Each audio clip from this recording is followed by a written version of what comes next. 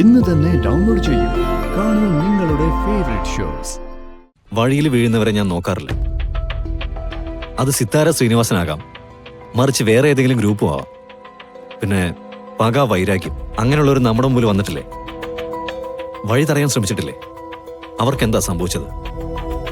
എന്നേക്കുമായി അവർ ബിസിനസ് ലോകത്തിൽ നിന്ന് വാഷ് ഔട്ട് ചെയ്തു. തന്റെ അമ്മയുടെ ഈ കണ്ടീഷനിൽ സർജറി മാറ്റിവെക്കാൻ പറ്റില്ല. പണം ഉണ്ടാവുന്നവരെ വെയിറ്റ് ചെയ്യാനും പറ്റില്ല. ഐ ഡോണ്ട് നോ പിന്നെന്ത് സംഭവിക്കുമെന്ന്. ഞങ്ങളെ സംബന്ധിച്ച് എത്ര ചെലവ് വരുന്ന പറഞ്ഞേ? അറ്റ്ലീസ്റ്റ് ഒരു 10 lakh കരുതേണ്ടി വരും. പിന്നെ അമ്മയ്ക്കിപ്പോ ഒരു സ്കാനിങ് നടത്തണം. അത് കഴിഞ്ഞാലേ അമ്മയുടെ യഥാർത്ഥ അവസ്ഥ എനിക്ക് പറയാൻ പറ്റൂ. ഇവിടുത്തെ ബില്ലുകൾ കുറച്ച് പെൻഡിങ് ഉണ്ടല്ലേ? അത് ഞാനൊന്ന് ഡോക്ടറോട് സംസാരിച്ചിരുന്നു. ഞാനൊരു സ്പെഷ്യൽ റിക്വസ്റ്റ് പറഞ്ഞതുകൊണ്ട് അവരത് മാറ്റിവെച്ചിരുന്നതാ. ആ ബില്ലുകളും ഇന്ന് ചെയ്യുന്ന സ്കാനിങ് ബില്ലുകളും ഇന്ന് തന്നെ പേ ചെയ്യേണ്ടി വരും. അമ്മ ഇന്ന് സ്കാനിങ്ങിന് കൊണ്ടുപോകണോ വേണ്ടേന്ന് കുട്ടി ആലോചിച്ചിട്ട് പറഞ്ഞാ മതി.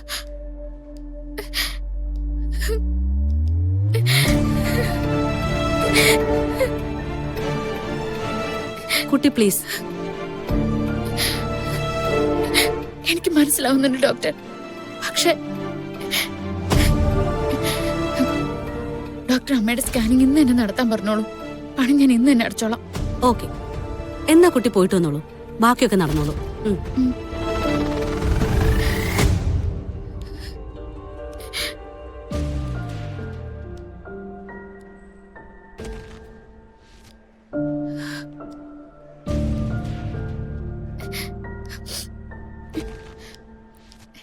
അമ്മേ, എന്താ ഡോക്ടർ പറഞ്ഞേ?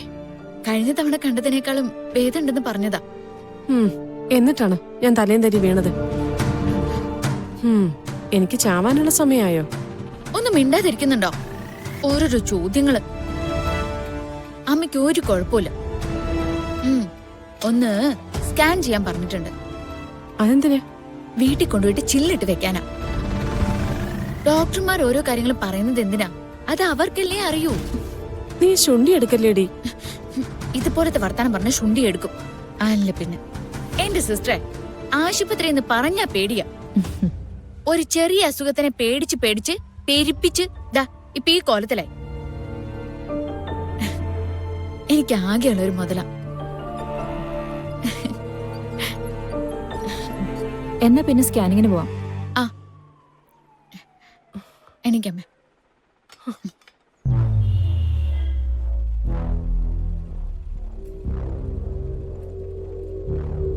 വണ്ടർഫുൾ. ടോട്ടല് 100 ഏക്കറാ. ഉടമയ്ക്ക് ഈ സ്ഥലത്തോട് വൈകാര്യമായ ഒരു റിലേഷൻ ഉണ്ട്. ഈ സ്ഥലത്താണ് അയാളുടെ അച്ഛനും അമ്മയും അടക്കം ചെയ്തിരിക്കുന്നത്. വാങ്ങിക്കുന്നവരാരായാലും അച്ഛനും അമ്മയും അന്ത്യവിശ്രമം കൊള്ളുന്ന ഈ സ്ഥലത്തിന് മാന്യമായ ഒരു പരിഗണന ലഭിക്കണമെന്നാണ് അദ്ദേഹത്തിന്റെ ഡിമാൻഡ്. നമ്മുടെ ഡിസൈനേഴ്സിന്റെ അടുത്ത് ഈ പ്രോപ്പർട്ടിയിൽ ചെയ്യാവുന്ന റിസോർട്ടുകളുടെ ഡിസൈൻ ആരംഭിച്ചോളം പറയും. പക്ഷേ അതിലൊരു പ്രശ്നമുണ്ട് സാർ. എന്താ? ഈ സ്ഥലം സിത്താരാമാം നോട്ടിട്ടുള്ളതാ. വിൽക്കാൻ വെച്ചിരിക്കുന്ന പ്രോപ്പർട്ടി ആവുമ്പോ ആർക്കും നോക്കാലോ മാണിക്കുഞ്ഞെ. അതല്ല സാർ, അവര് തമ്മില് ഏകദേശം ഒരു ഡീലായിട്ടുണ്ട്. സ്ഥലം വിറ്റുപോയോ ഇല്ലയോ അത് മാത്രമാണ് നമ്മുടെ ചോദ്യം.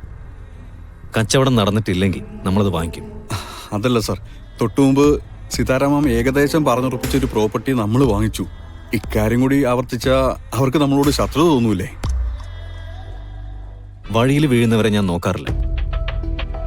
അത് സിത്താര ശ്രീനിവാസനാകാം, മറിച്ച് വേറെ ഏതെങ്കിലും ഗ്രൂപ്പും ആവാം. പിന്നെ പക, വൈരാഗ്യം അങ്ങനെയുള്ളവർ നമ്മുടെ മുമ്പിൽ വന്നിട്ടില്ലേ? വഴി തടയാൻ ശ്രമിച്ചിട്ടില്ലേ? അവർക്കെന്താ സംഭവിച്ചത്? എന്നേക്കുമായി അവർ ബിസിനസ് ലോകത്തിൽ നിന്ന് വാഷ് ഔട്ട് ചെയ്തു. താൻ ഞാൻ പറഞ്ഞത് ചെയ്യും മാണിക്കുഞ്ഞ്. ഈ സ്ഥലം നമ്മൾ വാങ്ങിക്കുന്നു, നമ്മളെ വാങ്ങിക്കുന്നുള്ളൂ. മോളെ, നീ ഇങ്ങനെ സങ്കടപ്പെടല്ലേ മോളെ. കോമ്പറ്റീഷൻ ആവുമ്പോ ഇങ്ങനെയൊക്കെ ആയിരിക്കും. അതിൽ കാര്യമൊന്നുമില്ല. ആ ദേ ഇത് കണ്ടു ഉദയേട്ടാ, ഇന്നലത്തെ മത്സരത്തിൽ തോറ്റെന്നും പറഞ്ഞ് ഇന്നീ നേരമായിട്ട് ഇവളൊരു ഫുഡും കഴിച്ചിട്ടില്ല. അതെന്താ മോളെ, തോൽവിയും ജയമൊക്കെ ജീവിതത്തിൽ സാധാരണ ഉള്ളതല്ലേ? അല്ല, ഇന്നലെ അവൾ എന്റെ മുഖത്ത് നോക്കി പറഞ്ഞു അവൾക്ക് തോൽവി ഇല്ലാന്ന്. അതിന്റെ കാരണം എന്താണെന്ന് അറിയോ? സർവവും തികഞ്ഞൊരു അമ്മയുണ്ട് അവൾക്ക്, സിത്താര ശ്രീനിവാസൻ. എനിക്കാരാ ഉള്ളത്? അച്ഛനെ കൊണ്ട് എന്തെങ്കിലും കഴിയോ? അമ്മയ്ക്ക് പ്രത്യേകിച്ച് എന്തെങ്കിലും കഴിവുണ്ടോ? എന്റെ ഈ ജന്മം തന്നെയാ എന്റെ കുഴപ്പം. വെറും പാഴ് ജന്മം. ഓ, നീ ഒന്ന് മിണ്ടാതിരിക്കുക കീർത്തി. ഇവിടെ എല്ലാരും അറിഞ്ഞാ അത് വലിയ നാണക്കേടാവോന്ന്. നീ ഒന്ന് ഭക്ഷണം കഴിക്കാൻ നോക്ക്. എല്ലാവരും അറിയട്ടെ, ഞാൻ ഇനി ഭക്ഷണം കഴിക്കുന്നില്ല. നിരാഹാരം ഇരിക്കാൻ പോവാ. നിരാഹാരം ഇരിക്കാൻ എന്താ? ഇവിടെ സ്വാതന്ത്ര്യ സമരം എല്ലാം നടക്കുന്നുണ്ട്. ദേ, നിങ്ങളൊന്ന് മിണ്ടാതിരിക്കും പ്ലീസ്. അമ്മ എല്ലാവരോടും പറഞ്ഞു ഞാൻ നിരാഹാരമാണ്. ആര് നിർബന്ധിച്ചാലും ഞാൻ ഒരു തുള്ളി വെള്ളം പോലും കുടിക്കില്ല. ഞാൻ ഇനി ഭക്ഷണം കഴിക്കണമെങ്കിൽ നവീൻ എന്റെ മുന്നിൽ വരണം. എന്റെ നിരാഹാരം അവസാനിപ്പിക്കാൻ വേണ്ടി ആവശ്യപ്പെടണം.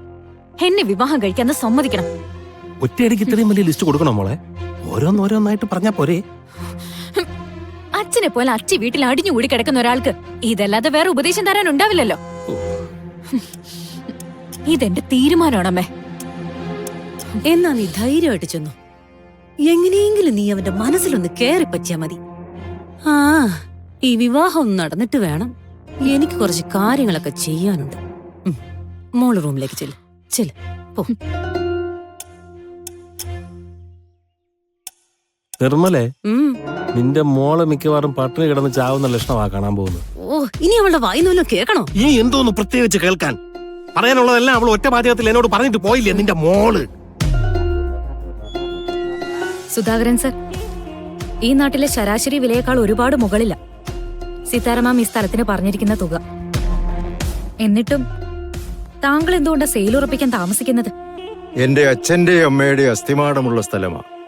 അതിനൊരു പോറല് പോലും പറ്റാതെ അത് പരിപാലിക്കുമെന്ന് ഉറപ്പുള്ളവർക്ക് മാത്രമേ ഈ ഭൂമി ഞാൻ കൊടുക്കൂ. ഈ ഭൂമി വാങ്ങിക്കുന്നവർക്ക് അവരുടേതായിട്ടുള്ള താല്പര്യങ്ങൾ ഉണ്ടാവില്ലേ? അല്ലാതെ ഇവിടെ എന്തെങ്കിലും കൺസ്ട്രക്ഷൻസ് തുടങ്ങുമ്പോ അതിന്റെ മുമ്പിൽ 2 അസ്ഥിമാടങ്ങൾ ഉണ്ടാവുക എന്ന് പറയുന്നത് ഇറ്റ്സ് നോട്ട് പ്രാക്ടിക്കൽ.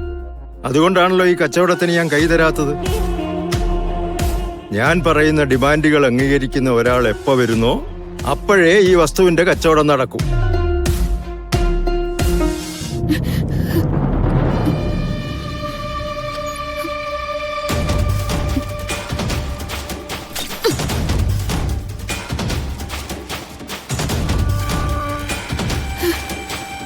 സുന്ദരി ചേച്ചിയോട് ചോദിച്ചു നോക്കിയാലോ? ആ, എന്താടി വച്ചേ? ചേച്ചി, അമ്മ ആശുപത്രിയില.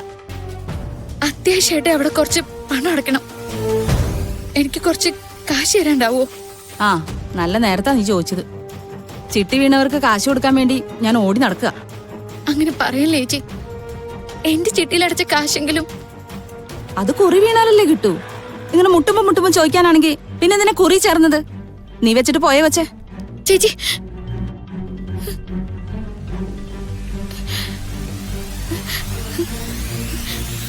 ആ വസ്തുവിന്റെ കച്ചവടം ഏകദേശം ഉറപ്പിച്ചതല്ലേ?